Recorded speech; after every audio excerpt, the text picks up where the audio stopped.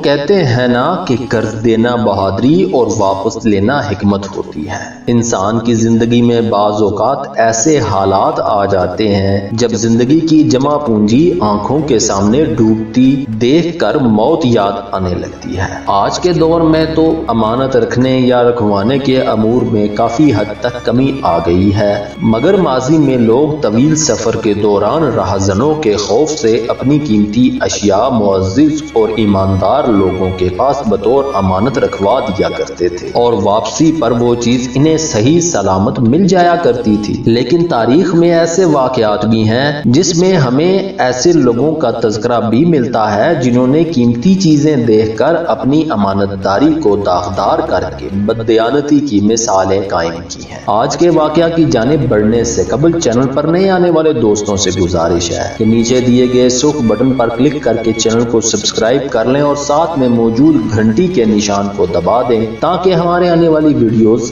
آپ کو بر وقت ملتی رہے۔ آئیے چلتے ہیں آج کے واقعہ کی جانب۔ علامہ ابن جوزی رحمۃ اللہ علیہ کہتے ہیں کہ ایک خراسانی شخص حج کے لیے جا رہا تھا۔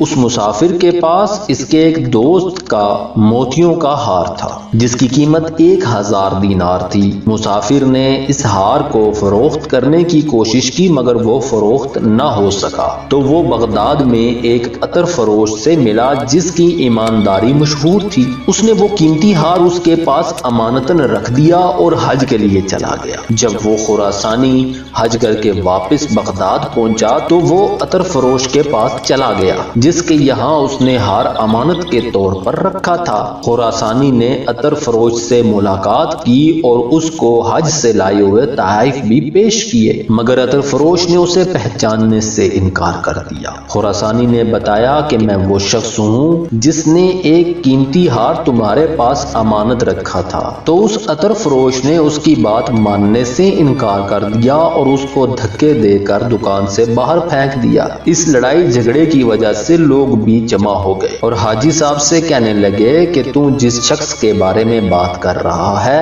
وہ نہایت شریف اور نیک آدمی ہے۔ اگر تو نے اس کے پاس ہار بطور امانت رکھا ہوتا تو یہ تجھے لازمی طور پر لوٹا دیتا۔ تو جھوٹ بول رہا ہے۔ لوگوں نے اس حاجی صاحب کو گالیاں دیں اور مار پیٹ کی۔ وہیں پر ایک رحم دل شخص اس خراسانی سے ملا اور اس کو مشورہ دیا کہ وہ خلیفہ عز الدولہ سے جا کر ملے کیونکہ وہ ایسے معاملات نمٹانے میں بڑی مہارت رکھتا ہے۔ اس خراسانی نے اپنا پورا واقعہ لکھ کر خلیفہ کے ایک کار خاص کے ذریعے عز الدولہ کی خدمت میں پیش کیا۔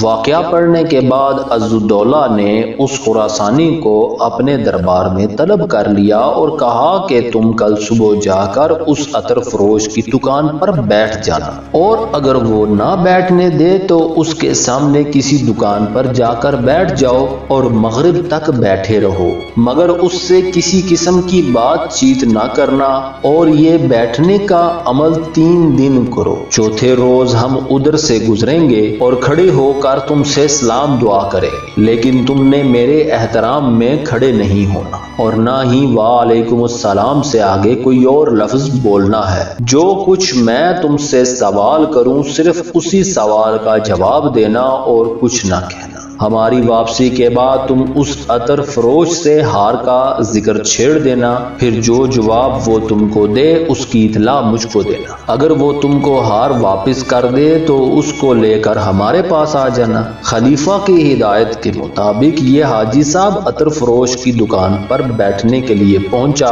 تو اس نے اسے نہ بیٹھنے دیا تو وہ سامنے والی ایک دوسری دکان پر جا کر بیٹھ گیا اور 3 دن تک بیٹھتا رہا۔ جب وہ چوتھے روز بیٹھا ہوا تھا تو خلیفہ عز الدولہ ایک شاندار جلوس کے ساتھ ادھر آئے اور جب اس خراسانی کو دیکھا تو کھڑے ہو گئے اور السلام علیکم کہا۔ اس نے اپنی جگہ بیٹھے ہوئے ہی وعلیکم السلام کہا۔ عز الدولہ نے کہا کہ بھائی صاحب آپ ہمارے یہاں تشریف لائے ہیں مگر ہم سے نہیں ملتے نہ ہی کوئی خدمت ہمارے سپرد کرتے ہیں۔ اس نے جواب میں جیسے کہ پہلے طے ہو چکا کا تھا لمبی گفتگو سے بچتے ہوئے معمولی ہاں ہوں کی، مگر عزالدولہ اس سے اصرار کرتے رہے اور کھڑے رہے اور ان کی وجہ سے پورا لشکر بھی کھڑا رہا۔ اس صورتحال کو دیکھ کر لوگوں کو یقین ہو گیا کہ یہ شخص عزالدولہ کا بڑا محترم دوست ہے، اور یہ سب دیکھ کر اس عطر فروش پر تو خوف سے غشی طاری ہونے لگی۔ جب عزالدولہ رخصت ہو گئے تو اس عطر فروش نے حاجی صاحب سے کہا کہ میاں یہ افسوس ہے کہ تم نے یہ نہیں بتایا کہ ہمارے پاس وہ ہار کس زمانے میں رکھا تھا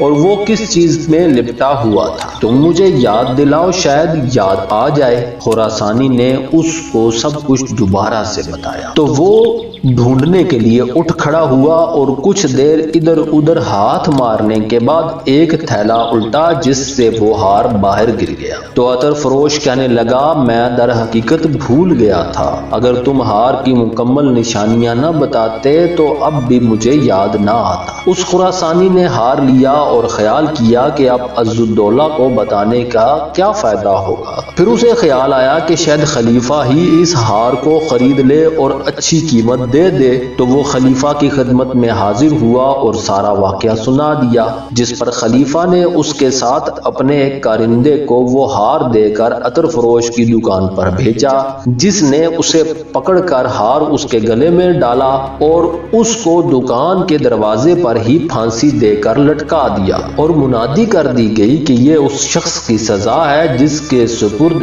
ایک امانت کی گئی مگر وہ خیانت کرنے لگا۔ جب دن گزر گیا تو اس کارندے نے وہ ہار نکال کر اس خراسانی کے سپرد کر دیا اور جانے کی اجازت دے دی۔ ناظرین، یہ تھے وہ خلیفہ اور بادشاہ کہ وہ ایک عام آدمی کی فریاد کے لیے بھی اٹھ کھڑے ہوتے اور نہ صرف مسئلہ حل کرنے کے بعد مسئلے کو جڑ سے ختم کرتے بلکہ اپنے معاشرے کے لیے مثال بھی قائم کرتے، اور یہی وجہ تھی کہ اس وقت جرائم انتہائی محدود اور کم ہوا کرتے تھے، مگر آج کے دور میں جب ہر شخص کو یہ گمان ہوتا ہے کہ وہ رشوت دے کر یا سفارش اور اثر و رسوخ کے ذریعے صاف بچ نکلے گا تو وہ دیدہ دلیری سے جرم کرتا ہے۔ اگر وقت کے بادشاہ اور قانون کے رکھوالے تھوڑی سی ہمت دکھائیں تو بہت جلد ہی معاشرے سے جرائم کا خاتمہ یقینی بنایا جا سکتا ہے۔ اس کے لیے زیادہ تگ و دو کی ضرورت نہیں، صرف چند ایک واقعات کو مثال بنانے کی ضرورت ہوگی۔ امید ہے آپ کو ہماری آج کی یہ ویڈیو پسند آئی ہوگی۔